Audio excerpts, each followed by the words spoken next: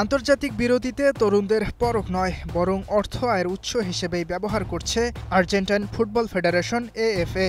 মরক্কোর মতো দলের সাথে খেলার প্রস্তাব ফিরিয়ে দিয়ে আলবিসেলেস্তারা ফ্রেন্ডলি ম্যাচ খেলবে অখ্যাত অ্যাঙ্গোলার বিপক্ষে।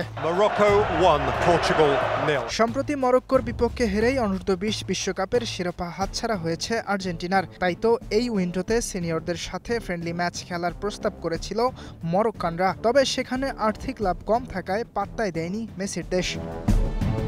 বিপরীতে তারা খেলতে যাচ্ছে অ্যাঙ্গোলার সাথে, যাদের সাথে খেলে তরুণদের কতটুকু পরখ করা সম্ভব সেটা নিয়ে না ভাবলেও শুধু আর্থিক লাভটাই দেখছে তিনবারের বিশ্ব চ্যাম্পিয়নরা।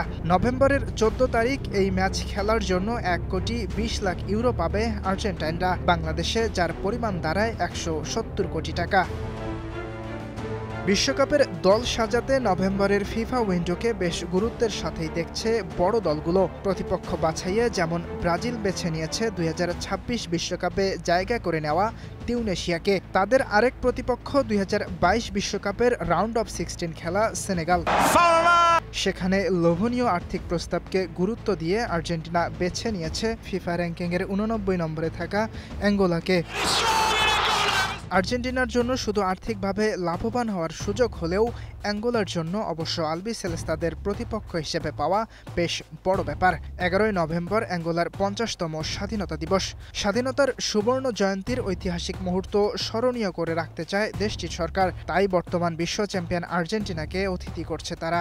আর সে শখ পূরণে লিওনেল মেসি, এমিলিয়ানো মার্তিনেজদের আতিথ্য দিতে খরচের হাতটা বেশ বড়ই করেছে অ্যাঙ্গোলা সরকার। অবশ্য বিপুল পরিমাণ অর্থ খরচ করলেও এখনো মেলেনি মেসির নিশ্চয়তা। আর্জেন্টিনা দল আসলেও মেসি অ্যাঙ্গোলা সফর করবেন কিনা তা নিয়ে রয়েছে ধোঁয়াশা।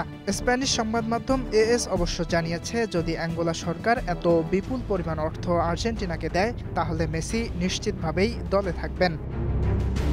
দক্ষিণ আমেরিকা অঞ্চলের বাছাই পর্বে সবার উপরে থেকেই বিশ্বকাপের মূল পর্ব নিশ্চিত করেছে আর্জেন্টিনা। সেখানে বিশ্বকাপের প্রস্তুতিতে মনোযোগ দেওয়ার কথা তাদের। তবে ফ্রেন্ডলি ম্যাচে তরুণদের পরখ করার চেয়ে অর্থই যেন বেশি গুরুত্ব পাচ্ছে দেশটির ফুটবল ফেডারেশনের কাছে। ইয়াসির আরাফাত সবুজ, স্টার নিউজ।